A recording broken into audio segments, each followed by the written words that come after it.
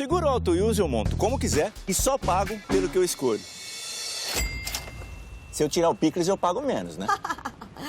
Não. Rápido e do meu jeito. Só na Use mesmo. Baixe o aplicativo e contrate. Use. Seguro tipo você.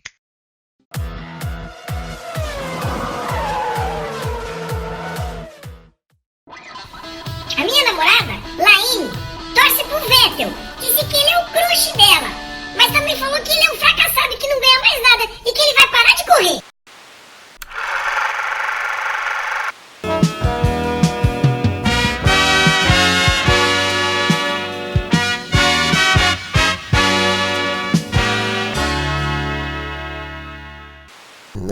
Dentucinho, dentucinho. Quer dizer que a sua namorada gosta do Vettel, é?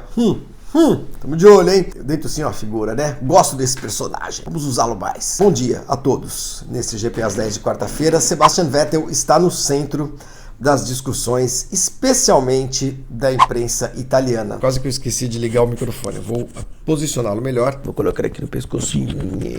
Bom, a imprensa italiana é muito histérica, com as coisas da Ferrari principalmente, há anos, sempre foi assim. E o que mais a imprensa italiana gosta é de uma crise, né? Porque gera muita notícia, vende revista ainda se compra na Itália, né? Auto Sprint é uma revista importante.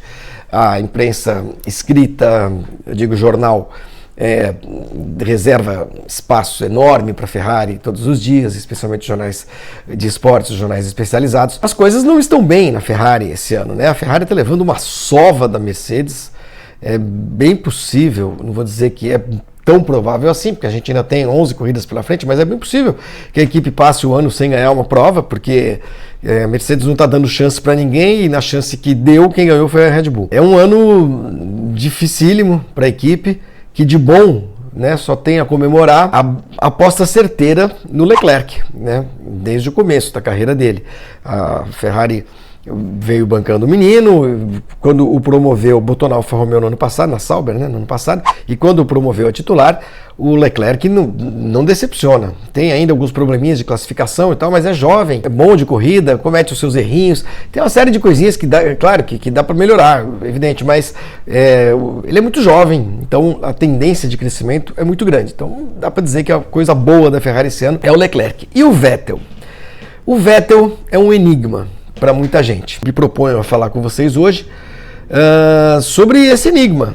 Sebastian Vettel, 32 anos de idade, piloto que tem 4 títulos mundiais. E mesmo assim, muita gente ainda questiona a sua capacidade, a sua qualidade, o seu talento. Eu vou lembrar um pouquinho como é que o Vettel surgiu para a Fórmula 1. O Vettel, eu estava aqui levantando, na verdade, eu vou baixar o olho de vez em quando, porque só para confirmar os dados, né, os anos, as datas e alguns números que eu não tenho tudo de cabeça. Mas o Vettel surgiu em 2003, quando ele tinha 16 anos, na Fórmula BMW, ou BMW. Eu vou falar BMW, pronto, dane-se. Na Fórmula BMW. Ele foi vice-campeão no primeiro ano, um garotinho, com 5 vitórias, 5 poles, 4 melhores voltas e 12 pódios. E no ano seguinte, 2004, ele dominou essa categoria, uma categoria de base, uma categoria de formação, né, bancada pela BMW. A BMW estava na Fórmula 1 já tinha as suas parcerias com a Williams, depois viria a ter com a Sauber e tudo mais. Então a BMW estava investindo forte em corridas e tinha essa categoria, a Fórmula BMW. E no ano seguinte, né, 2004, ele foi campeão com nada menos do que 18 vitórias, 14 poles, 13 melhores voltas e 20 pódios. É um título dominante. Qualquer piloto que consegue chegar a esses números em qualquer categoria, ainda que tenha o melhor equipamento e tudo mais, é um piloto que chama atenção. Tanto foi assim, que em 2005 ele foi campeão europeu de Fórmula 3, quer dizer, confirmou aquilo que vinha fazendo na Fórmula BMW, muito novinho, ele é de 87, com 18 anos então foi campeão de Fórmula 3, e em 2006 já estava na Fórmula 1 na condição de terceiro piloto da BMW, Sauber. A Sauber estava com essa parceria na época, numa temporada em que nos treinos de sexta-feira as equipes podiam usar 3 pilotos, né? E isso era bom para preparar a molecada e tal. E o Vettel foi sendo muito bem preparado, treinava bastante, andava bastante. Com 19 anos, ele estreou na Fórmula 1 em 2007 no Grande Prêmio dos Estados Unidos, no lugar do Kubica, né? Vocês lembram? Ele sofreu um acidente no Canadá e aí não pôde correr nos Estados Unidos. Acho que foi isso. E estreou com ponto. Foi o 8º colocado. Naquele ano, os 8 primeiros marcavam pontos, né? Então, com 19 anos de idade, o Vettel estreou na Fórmula 1, fez uma boa corrida e já conseguiu ponto, né? No Grande Prêmio dos Estados Unidos, que foi disputado em Indianápolis, na pista, no circuito misto de Indianápolis. E aí, em 2008, o Vettel, que era apoiado pela Red Bull, a Red Bull foi lá e pescou o moleque, desde cedo, a Red Bull promoveu a sua estreia pela Toro Rosso, que nada mais era do que a sucessora da Minardi, última equipe do grid e tudo mais. Claro que com o investimento da Red Bull, com o investimento técnico, com o investimento financeiro, a Toro Rosso se transformou numa equipe melhor do que era a Minardi. Mas ainda assim, uma equipe pequena. E o Vettel conseguiu, em 2008, a façanha de fazer uma pole em Monza e ganhar a corrida de ponta a ponta. Gente, nós estamos falando de 11 anos atrás, Toro Rosso. Vocês imaginem o que era ganhar uma corrida de Toro Rosso, né? No ano em que, 2008, nós estamos falando, que Ferrari e McLaren lutaram pelo título, que a Williams tinha força, que a própria Red Bull já começava a despontar como uma equipe importante e tal. O moleque foi lá e ganhou uma corrida de Toro Rosso. Eu lembro que na época eu já estava na ESPN, mas em termos de Fórmula 1 mesmo, né, eu já tinha o Grande Prêmio, minhas colunas, lance, jornais, etc, etc. E eu escrevi uma coluna dizendo, na ocasião, isso gerou a ira da legião que vocês conhecem, né, da Igreja Unida de Ayrton Senna dos últimos dias. Eu escrevi uma coluna dizendo que o Vettel já tinha feito mais do que o Senna. É claro que não na carreira, evidente, mas àquela altura da sua carreira, né, como estreante, como um quase estreante, como novato. Porque o Senna não chegou a ganhar corrida nenhuma de equipe pequena. Foi ganhar na Lotus, uma equipe média, não ganhou de Toleman. Muita gente se confunde, às vezes acha o Senna ganhou a corrida com a Toleman. Não ganhou. Ele fez o segundo lugar lá em Mônaco, que o lançou para o mundo de vez, né? Um excepcional resultado igualmente. Do ponto de vista estatístico, era isso que eu queria dizer na ocasião, o Vettel já havia feito mais do que o Senna com aquele número de corridas, com aquele pouco tempo de Fórmula 1. Não era nenhuma mentira. E depois o Vettel viria a fazer mais mesmo do que o Senna na sua carreira como piloto. Os números do Vettel, a gente vai chegar nisso na Fórmula 1, são números realmente impressionantes. Eu fico me perguntando, como é que alguém questiona o valor, o talento do Sebastian Vettel? Como é que pode? Um cara que tem esses resultados. Só que a Fórmula 1, o esporte em geral, você é tão bom, isso é um ditado que acaba se aplicando à Fórmula 1 muito bem, você acaba sendo tão bom quanto o seu último resultado. E quais são os últimos resultados do Vettel? Desde o ano passado, quando ele bateu na Alemanha, liderando o campeonato do mundo, liderando a corrida, diante de uma Mercedes fortíssima, ele bateu na Alemanha sozinho, quando começou a chover. Dali em diante, parece que a carreira do Vettel, o estado de espírito do Vettel, se transformando num verdadeiro inferno astral. Ele voltou a errar em Monza, isso eu vou tentar lembrar de cabeça.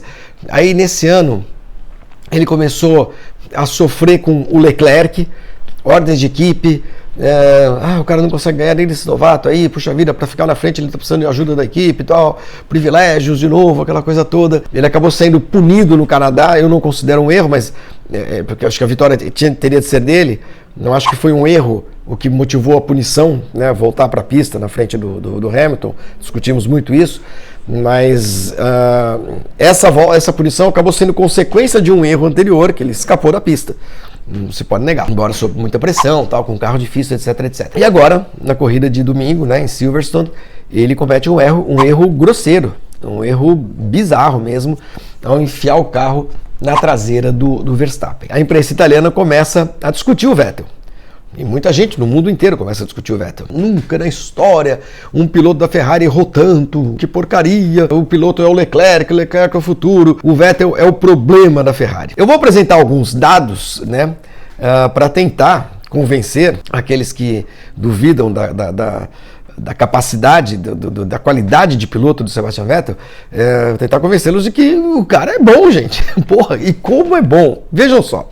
O Vettel, eu já falei, a primeira vitória dele foi pela Toro Rosso em 2008.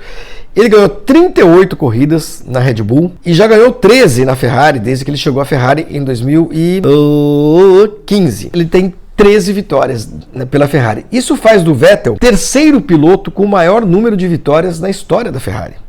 Schumacher tem 72, Lauda tem 15, e aí Vettel e Ascari na terceira posição com 13 vitórias. Quer dizer, o Vettel provavelmente, se ele continuar na Ferrari, se ele continuar correndo, vai beliscar uma vitóriazinha ou outra ainda, não se sabe, e vai se tornar talvez o segundo piloto com o maior número de vitórias pela Ferrari. Alcançar o Schumacher, nessa altura é quase impossível, né? São 72 contra 13, mas de qualquer maneira é uma posição considerável, significativa. Para você ter uma ideia, o Alonso, que é um piloto que ninguém duvida dele, ganhou 11 corridas de Ferrari, o mesmo número que o Massa, inclusive. Vettel tem 4 títulos, os 4 de Red Bull, 10, 11, 12 e 13. É o piloto que tem, que só não tem mais títulos na história do que o Schumacher, o Hamilton e do que o Fangio, né? Então ele é o 4º piloto na história em número de títulos, empatado com Alain Prost. Ele tem 52 vitórias na Fórmula 1, é o terceiro maior vencedor da história da categoria, só perde para o Schumacher e para o Hamilton. Ele tem 115 pódios, é o terceiro piloto com o maior número de troféus na história da Fórmula 1. De novo, só perde para o Schumacher e para o Lewis Hamilton. São 56 poles, é o 4º nesse quesito, nas estatísticas da Fórmula 1.